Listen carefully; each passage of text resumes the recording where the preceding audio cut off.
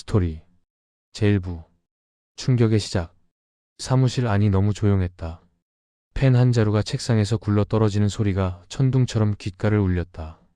변호사의 책상 맞은편에 앉은 내 자식들의 얼굴이 차갑게 식어 있었다. 아니, 처음부터 따뜻했던 적이 있었던가. 아버지, 이제 그만 내려놓으세요. 치매 초기 증상도 있으시잖아요. 큰아들 준혁이의 목소리가 들렸다.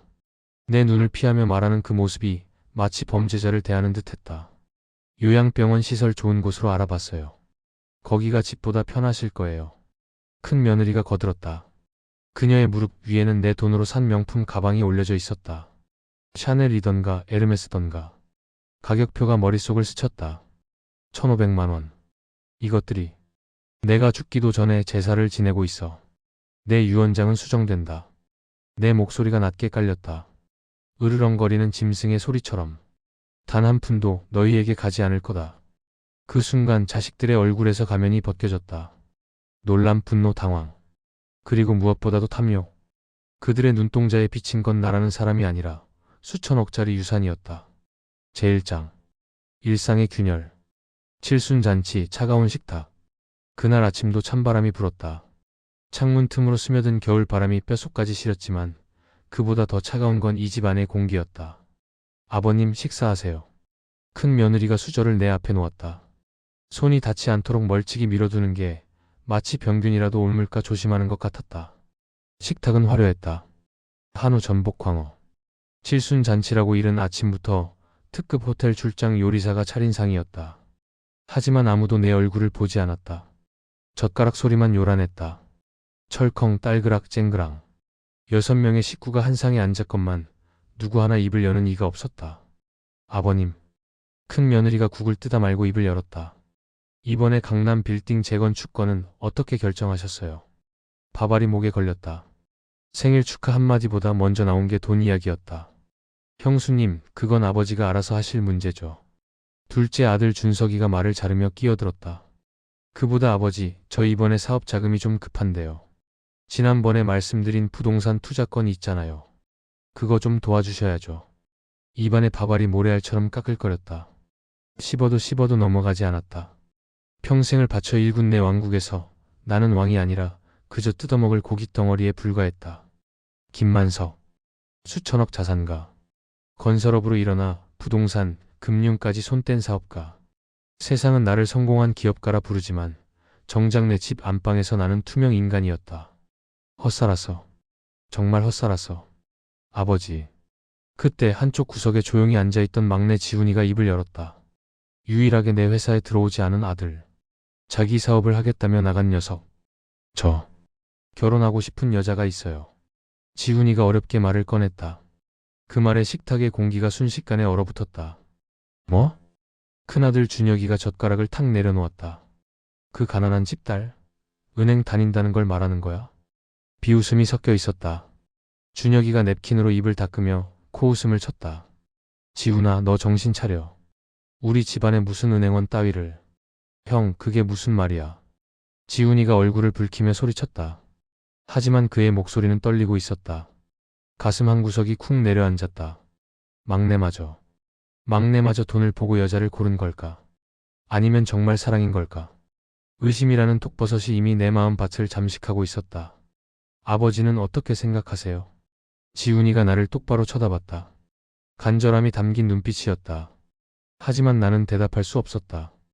평생을 속여온 사람들 사이에서 누가 진짜고 누가 가짜인지 더 이상 분간할 수 없었다. 밥이나 먹자. 내가 중얼거렸다. 차가운 국물을 한 숟갈 떠 넣었지만 목구멍으로 넘어가는 게 모래였는지 국물이었는지 구분되지 않았다. 이대로는 눈을 감을 수 없었다. 내 마지막 유산을 저 하이에나 같은 놈들에게 넘겨줄 수는 없었다. 나는 확인해야 했다. 그 여자가 내 아들을 사랑하는지 아니면 내 아들의 배경을 사랑하는지. 그래야만 마음 편히 갈 수 있을 것 같았다. 서재에서의 결심. 칠순잔치가 끝나고 모두가 돌아간 뒤 나는 서재에 혼자 남았다. 창밖으로 보이는 정원의 소나무가 바람에 흔들렸다. 저 나무를 심은 게 몇 년 전이던가. 40살 때였나. 그땐 모든 게 앞만 보고 달렸다. 돈을 벌어야 했다. 더 크게, 더 높이. 그게 가족을 지키는 길이라고 믿었다. 아내에게 좋은 집을 사주고 아이들에게 좋은 교육을 시키고 세상 부러울 것 없게 만들어주는 것. 그게 아버지의 역할이라고 생각했다. 그런데 언제부터였을까? 집은 커졌는데 사람들은 멀어졌다. 돈은 늘었는데 대화는 줄었다. 명절에도 다들 핸드폰만 들여다보고 내 생일날조차 나를 보는 게 아니라 내 통장을 보고 있었다. 서랍을 열었다. 오래된 사진첩이 나왔다. 먼지를 털어내고 펼쳤다. 세피아색으로 바랜 사진들. 신혼 때 아내와 찍은 사진, 첫째가 태어났을 때, 둘째가 돌잔치 때, 막내가 초등학교 입학식 때. 사진 속에 나는 웃고 있었다. 가난했지만 행복했던 그때. 지금은 뭐가 남았지? 텅 빈 집, 차가운 식탁, 돈으로만 묶인 관계. 창밖에 소나무가 더 세차게 흔들렸다. 나도 저렇게 흔들리고 있는 건 아닐까. 뿌리는 깊게 박혔지만 가지는 제각각 다른 방향을 향해 뻗어나가고 있는. 책상 위에 전화기가 울렸다. 회장님, 내일 이사회 준비 관련해서. 비서실장 김철수의 목소리가 들렸다. 30년을 함께한 사람. 내가 현장 소장 시절부터 곁을 지켜준 유일한 사람. 김 실장. 내가 끊어지는 목소리로 말했다. 나 제대로 살아온 건가? 전화기 너머로 침묵이 흘렀다. 길고 무거운 침묵. 그리고 김 실장이 조심스럽게 입을 열었다. 회장님, 무슨 말씀을? 아니야. 됐네. 전화를 끊었다. 물어봐서 뭐하나. 대답을 듣는다고 해서 달라질 건 없었다. 이미 엎질러진 물이었다. 하지만 마지막 한 방울만큼은 제대로 쏟고 싶었다. 그날 밤 나는 결심했다. 내가 직접 확인하겠다고. 막내 아들이 사랑한다는 그 여자가 진짜 사람을 보는 여자인지 아니면 또 다른 하이에나인지. 제2장. 절망 속의 깨달음과 결심. 새벽 3시 드레스룸에서. 잠이 오지 않았다. 천장을 하염없이 쳐다보다가 자리에서 일어났다. 디지털 시계가 새벽 3시 17분을 가리키고 있었다. 거실을 지나 드레스룸으로 향했다. 복도에 자동 센서 등이 하나씩 켜지며 내 그림자를 길게 느렸다. 드레스룸 문을 열었다. 양복들이 빼곡히 걸려 있었다. 이탈리아제, 영국제, 맞춤 제작. 한 벌에 1,000만 원이 넘는 것들. 그런데 입어도 따뜻하지 않았다. 고급 원단이 오히려 피부를 따갑게 만들었다. 구석을 뒤졌다. 먼지 쌓인 상자 하나가 눈에 띄었다. 손잡이가 녹슬어 쉽게 열리지 않았다. 억지로 잡아당기자 뚜껑이 열리며 곰팡이 냄새가 코를 찔렀다. 상자 안에는 낡은 점퍼 하나가 구겨져 있었다. 국방색. 현장 소장 시절 입었던 작업복 점퍼. 소매 끝은 다해졌고 어깨 부분에는 기름때가 절어 있었다. 손으로 만지자 뻣뻣한 감촉이 전해졌다. 30년 동안 상자 속에 갇혀 있었을 이 점퍼가 묘하게도 지금의 나보다 더 자유로워 보였다. 벗었다. 실크 파자마를 벗어 던지고 낡은 점퍼를 꺼내 입었다. 작았다. 30년 전에 내가 지금보다 날씬했던 모양이다. 단추가 잠기지 않았지만 상관없었다. 서랍을 뒤져 무릎 나온 등산 바지를 찾아 입었다. 손때 묻은 운동화를 신었다. 그리고 거울 앞에 섰다. 거울 속에 남자가 낯설었다. 헝클어진 머리, 며칠 면도하지 않은 거친 수염, 낡은 옷차림. 영락없는 탑골 공원의 노인네. 아니, 노숙자에 가까웠다. 그래. 이게 진짜 나일지도 모르지. 회장님. 뒤에서 김 실장의 목소리가 들렸다. 그가 드레스룸으로 들어오다가 내 모습을 보고는 입을 다물지 못했다. 회장님, 이게 무슨... 김 실장, 내가 시킨 거 준비했나? 내가 차분하게 물었다. 김 실장은 어제 밤 내 전화를 받고 새벽부터 대기하고 있었던 것이다. 준비는 했습니다만 정말 이렇게까지 하셔야 합니까? 그의 목소리가 떨렸다. 30년을 함께한 사람이었다. 내가 맨주먹으로 시작해서 여기까지 오는 동안 옆에서 지켜본 사람. 그런 그의 눈에 지금 내 모습이 어떻게 비칠까? 자네도 입 다물게. 내가 단호하게 말했다. 오늘부터 나는 회장이 아니야. 그냥 늙고 병든 노인 김만석이야. 알겠나? 김 실장이 고개를 끄덕였다. 그리고는 검은 비닐봉지 하나를 건넸다. 손에 들자 동전들이 철커덕 소리를 냈다. 1,000원짜리 지폐와 동전들입니다. 총 30,000원어치입니다. 잘했네. 비닐봉지를 꼭 쥐었다. 차갑고 무거웠다. 이 30,000원이 어쩌면 내 수천억보다 더 진실을 보여줄지도 모른다는 생각이 들었다. 차 안에서. 새벽 4시 검은색 세단이 집 앞에 대기하고 있었다. 김 실장이 뒷문을 열었다. 나는 움츠린 몸으로 차에 올라탔다. 목적지는 은행입니까? 김 실장이 백미러로 나를 보며 물었다. 그래. 지훈이 여자친구가 일한다는 곳. 명동 지점 맞습니까? 그래. 차가 출발했다. 새벽에 서울은 고요했다. 가로등 불빛만이 차창을 스쳐 지나갔다. 창밖으로 보이는 거리에 노숙자 한 명이 박스에 몸을 웅크린 채 잠들어 있었다. 저 사람의 인생은 어땠을까? 나처럼 돈을 쫓아 살았을까? 아니면 다른 무언가를 쫓다가 길을 잃었을까? 어쩌면 저 사람이 나보다 더 행복할지도 모른다는 생각이 들었다. 최소한 자식들에게 배신당하는 아픔은 없을 테니까. 회장님. 김 실장이 조심스럽게 말을 꺼냈다. 혹시라도 위험한 상황이 생기면 제가 바로 들어가겠습니다. 자네는 차에서 대기하게. 절대 들어오면 안 돼. 하지만 내가 혼자 하는 거야. 이건 내 문제니까. 김 실장이 더 이상 말하지 않았다. 다만 백미러로 나를 걱정스럽게 바라볼 뿐이었다. 차가 명동에 도착했다. 아직 은행 문은 열리지 않았다. 오전 9시까지는 2시간이 남았다. 나는 근처 공원 벤치에 앉아 기다리기로 했다. 8시 50분에 다시 오겠습니다. 김 실장이 말했다. 그래. 차가 떠났다. 나는 혼자 남았다. 벤치에 앉아 비닐봉지를 무릎에 올려놓았다. 새벽 추위가 뼛속까지 파고들었다. 점퍼가 얇았다. 주머니에 손을 넣었지만 따뜻해지지 않았다. 옆 벤치에 할머니 한 분이 앉아 계셨다. 폐지를 주워 모은 리어카를 곁에 두고 따뜻한 캔커피 하나를 두 손으로 감싸쥐고 계셨다. 추우시죠? 할머니가 말을 걸었다. 예. 내가 대답했다. 여기 하나 드세요. 할머니가 자판기에서 뽑은 캔커피 하나를 건넸다. 따뜻했다. 받아들고 보니 눈물이 날 것 같았다. 고맙습니다. 괜찮아요. 우리 같은 사람들끼리 도와야죠. 우리 같은 사람들. 나는 지금 그녀와 같은 사람이었다. 돈도 권력도 명함도 없는 그저 추위에 떠는 한 명의 노인일 뿐. 캔커피를 한 모금 마셨다. 달고 뜨거웠다. 그리고 슬펐다. 제3장. 숨겨진 능력의 깨어남. 은행 앞. 오전 9시가 되자 은행 셔터가 올라갔다. 유리문이 열리며 따뜻한 공기가 밖으로 새어나왔다. 나는 비닐봉지를 꼭 쥐고 천천히 문 앞으로 다가갔다. 자동문이 열렸다. 훈훈한 히터 바람이 얼굴을 때렸다. 하지만 그보다 더 뜨거운 것은 사람들의 시선이었다. 로비에는 이미 서너 명의 고객들이 대기하고 있었다. 양복 입은 중년 남자, 명품 가방을 든 젊은 여자, 노트북을 펼쳐놓은 대학생. 그들의 시선이 일제히 나에게로 향했다. 코를 찌르는 듯한 시선들. 번호표 뽑는 기계 앞으로 다가갔다. 곁에 서 있던 젊은 여자가 황급히 코를 막으며 두 걸음 뒤로 물러섰다. 아우 냄새. 여자가 작은 목소리로 중얼거렸다. 하지만 조용한 로비에서는 그 말이 또렷하게 들렸다. 경비 아저씨. 여자가 손을 흔들며 외쳤다. 여기 관리 안 해요? 이게 무슨... 경비원이 곤봉을 고쳐주며 성큼성큼 다가왔다. 50대쯤 되어 보이는 남자였다. 그가 내 앞을 가로막았다. 할아버지. 경비원이 낮게 깔린 목소리로 말했다. 여기서 이러시면 안 됩니다. 업무 보실 거 아니면 나가주세요. 그의 손이 내 팔을 잡았다. 거칠었다. 마치 쓰레기를 치우듯 밀어내려는 힘이 느껴졌다. 나도. 내가 일부러 어눌한 말투로 웅얼거렸다. 돈 있어. 저금하러 왔어. 손에 쥔 검은 비닐봉지를 흔들어 보였다. 속에서 동전들이 찰랑거리는 소리가 났다.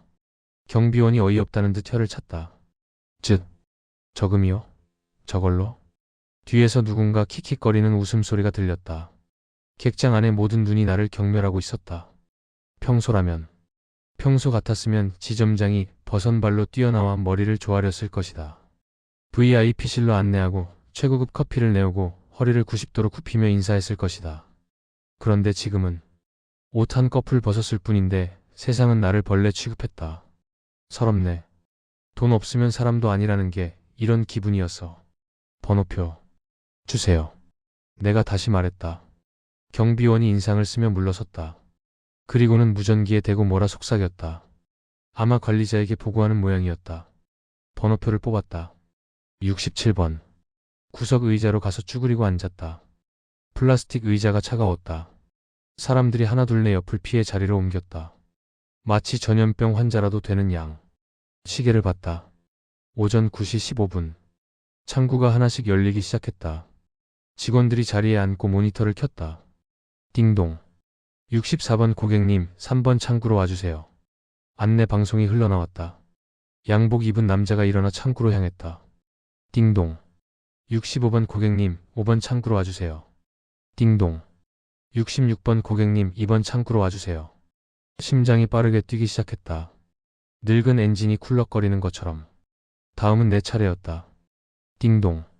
67번 고객님, 4번 창구로 와주세요. 일어섰다. 다리를 절뚝거리며 걸었다. 일부러 그렇게 했다. 힘없는 노인처럼, 병든 노인처럼. 4번 창구. 거기 앉아있는 여자의 명찰이 보였다. 수습 행원 이민영. 그녀였다. 내 막내 아들이 사랑한다는 여자. 첫 대면. 창구 앞에 섰다. 민영 양은 고개를 들어 나를 봤다. 그리고는 잠깐 놀란 표정을 지었다. 하지만 곧 미소를 지으며 말했다. 어서 오세요, 고객님. 목소리가 부드러웠다. 따뜻했다. 내가 이렇게 지저분한 꼴인데도 그녀의 목소리에는 경멸이 섞여 있지 않았다. 검은 비닐봉지를 창구 위에 올려놓았다. 이거. 내가 기침을 콜록거리며 말했다. 통장에 넣어줘. 네, 고객님. 민영 양이 비닐봉지를 받았다. 그리고는 조심스럽게 입구를 풀었다. 와르르. 동전들이 쏟아져 나왔다. 10원짜리, 50원짜리, 100원짜리, 500원짜리. 그리고 꼬깃꼬깃한 1000원짜리 지폐들. 흙투성이가 된 동전들이 유리판 위를 굴러다녔다. 옆 창구의 직원이 기겁하며 인상을 찌푸렸다. 어머, 저게 뭐야. 그 직원이 작게 중얼거렸다. 나는 일부러 소매로 창구를 비볐다. 흙과 먼지가 묻어났다. 냄새가 났을 것이다. 더러웠을 것이다. 보통 사람이라면 인상을 쓰거나 손 소독제를 찾거나 아니면 다른 직원에게 떠넘겼을 것이다. 그런데 민영 양은 달랐다. 고객님. 그녀가 환하게 웃으며 말했다. 오시는 길 많이 추우셨죠? 그리고는 자리에서 일어났다. 맨손으로 흙 묻은 동전들을 하나하나 모으기 시작했다. 더러운 내 돈을 마치 귀한 보석이라도 다루듯 조심스럽게 만졌다. 가슴이 뜨거워졌다. 이게 뭐지? 이 따뜻함은 뭐지? 10원 12개, 50원 8개, 100원 23개. 민영 양이 동전을 하나하나 세며 중얼거렸다. 그녀의 손가락이 빠르게 움직였다. 능숙했다. 하지만 기계적이지 않았다. 마치 내 마음까지 함께 세고 있는 것 같았다. 총 32,400원이시네요, 고객님. 민영 양이 고개를 들어 나를 보며 웃었다. 통장 가지고 계세요? 아니. 내가 고개를 저었다. 그럼 새로 만들어 드릴게요. 신분증 있으세요? 이것밖에. 주머니에서 꼬깃한 주민등록증을 꺼냈다. 30년 전 사진이 박힌 낡은 것. 민영 양이 받아들고는 복사기로 향했다. 그때였다. 제사장. 조력자 또는 방해자 등장. 난동. 뒤에서 굵은 목소리가 터져나왔다. 야. 덩치 큰 남자가 소리를 질렀다. 냄새나는 거지 새끼 때문에 업무가 안 되잖아. 빨리 안 내보내? 남자가 내 뒤에 서서 고래고래 소리를 질렀다. 술 냄새가 났다. 아침부터 술을 마신 모양이었다. 저기 고객님. 옆 창구 직원이 당황하며 말했다. 죄송합니다만 큰 소리는. 뭐? 내가 큰 소리 낸다고? 남자가 더 크게 소리를 질렀다. 저딴 거지 새끼는 은행에 들어오면 안 되는 거 아냐? 냄새 때문에 숨을 못 쉬겠단 말이야. 민영 양이 황급히 돌아왔다. 고객님 죄송합니다. 그녀가 남자를 향해 고개를 숙였다. 잠시만 기다려주시면 금방 끝나니까요. 잠시만? 내가 왜 저런 놈 때문에 기다려야 돼? 남자가 화를 참지 못하고 내 어깨를 밀쳤다. 비켜. 썩은 내 나는 놈. 휘청. 몸이 뒤로 밀렸다. 일부러 힘을 빼고 바닥으로 넘어졌다. 플라스틱 의자가 와장창 소리를 내며 쓰러졌다. 어머. 저 사람 미쳤나봐. 로비가 술렁였다. 이봐요. 민영 양이 비명처럼 외쳤다. 지금 뭐 하시는 거예요? 그녀가 창구 밖으로 뛰쳐나왔다. 그리고는 바닥에 쓰러진 나를 부축했다. 어르신 괜찮으세요? 민영 양이 울먹이며 물었다. 다치신 데 없으세요? 모두가 코를 막고 피할 때, 모두가 눈을 돌릴 때, 그녀의 하얀 두 손이 내 더러운 점퍼 소매를, 굳은 살 박인 내 손을 꽉 잡았다. 따뜻했다. 너무나 따뜻했다. 괜찮아. 내가 떨리는 목소리로 말했다. 미안해. 내가 냄새 나서. 무슨 말씀을 그렇게 하세요. 민영 양이 눈물을 글썽이며 소리쳤다. 어르신은 잘못하신 게 하나도 없어요. 그녀가 나를 일으켜 세웠다. 그리고는 경비원을 향해 말했다. 저 고객님 내보내주세요. 폭행죄로 신고할 거예요. 뭐뭐? 술 취한 남자가 어이없어 했다. 야, 이 여자가 지금. 나가세요. 민영 양이 단호하게 말했다. 경비원이 남자를 붙잡아 밖으로 끌고 나갔다. 남자는 욕을 퍼부으며 저항했지만 결국 은행 밖으로 쫓겨났다. 민영 양이 다시 나를 부축했다. 어르신, 여기 앉으세요. 그녀가 나를 소파에 앉혔다. 그리고는 직원 휴게실로 달려가더니 따뜻한 물 한 컵과 율무차 캔 하나를 가져왔다. 드세요. 몸 좀 녹이세요. 손에 쥐어진 율무차 캔이 따뜻했다. 고마워. 내가 중얼거렸다. 천만에요. 당연한 걸요.